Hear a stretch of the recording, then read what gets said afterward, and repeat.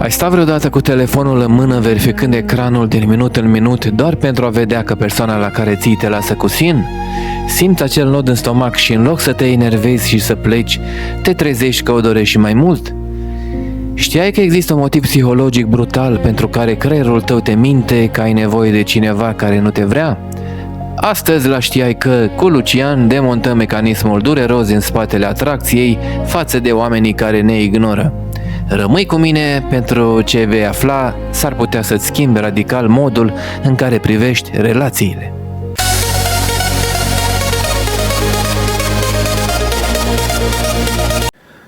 Capitolul 1. Principiul rarității. Psihologia valorii. Să începem cu o realitate crudă. Creierul uman este programat să valorizeze ceea ce este greu de obținut. Gândește-te la aur sau diamante. Sunt scumpe pentru că sunt rare. În psihologie asta se numește principiul rarității. Când cineva este mereu disponibil pentru tine, când îți răspunde în secunda 2 și îți oferă toată atenția, creierul tău, într-un mod inconștient și puțin egoist, începe să scadă valoarea acelei persoane. Dar în momentul în care cineva te ignoră, acea persoană devine ediție limitată. Începi să crezi că dacă e atât de greu de obținut, înseamnă că are o valoare imensă. Te păcălești singur că ești în fața unui premiu pe care trebuia să-l câștigi cu orice preț. Capitolul 2. Recompensa intermitentă, efectul de casino. Aici intervine partea cu adevărat periculoasă, ceva ce psihologii numesc recompensa intermitentă. Este exact același mecanism care îi face pe oameni dependenți de jocurile de noroc. Dacă un aparat de păcănele ți-ar da bani de fiecare dată când apeși pe buton, te-ai plictisi repede. Dar pentru că îți dă bani doar din când în când, te face să rămâi acolo ore întregi sperând la următoarea victorie. Când cineva te ignoră 3 zile și apoi îți dă un mesaj scurt, primești o doză uriașă de dopamină. Acea mică atenție după o lungă așteptare se simte mult mai intens decât o atenție constantă. Devii practic dependent de mărunțișurile pe care ți le aruncă acea persoană. Capitolul 3. Validarea și stima de sine.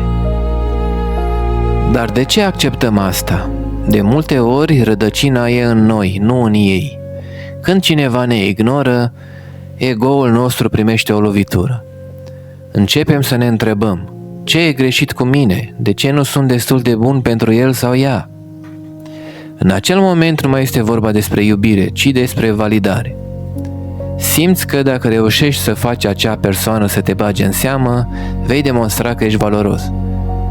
Cauți în celălalt o confirmare pe care ar trebui să ți-o dai singur. Practic îi oferi celuilalt puterea de a-ți decide valoarea ca om. Concluzie. Adevărul dureros este că, de cele mai multe ori, alergăm după oameni care ne ignoră pentru că ne este frică să stăm cu noi înșine sau pentru că am confundat anxietatea cu dragoste. Fluturii în stomac pe care îi simți când cineva nu-ți răspunde nu sunt iubire, sunt adrenalină cauzată de incertitudine. Dacă treci prin asta chiar acum, amintește-ți un singur lucru. Cineva care te vrea cu adevărat va face tot posibilul să nu te facă să te simți invizibil. Voi ce credeți? Ați trecut prin asta? Lăsați-mi un comentariu mai jos, chiar sunt curios să citesc poveștile voastre. Și dacă ți-a plăcut acest episod, nu uita să te abonezi la Știai Că cu Lucian și să apeși clopoțelul. Postăm curiozități despre mintea umană și relații în fiecare săptămână. Sunt Lucian și până data viitoare, nu uita, prețuiește-ți timpul pentru că e singura resursă pe care nu o poți recupera.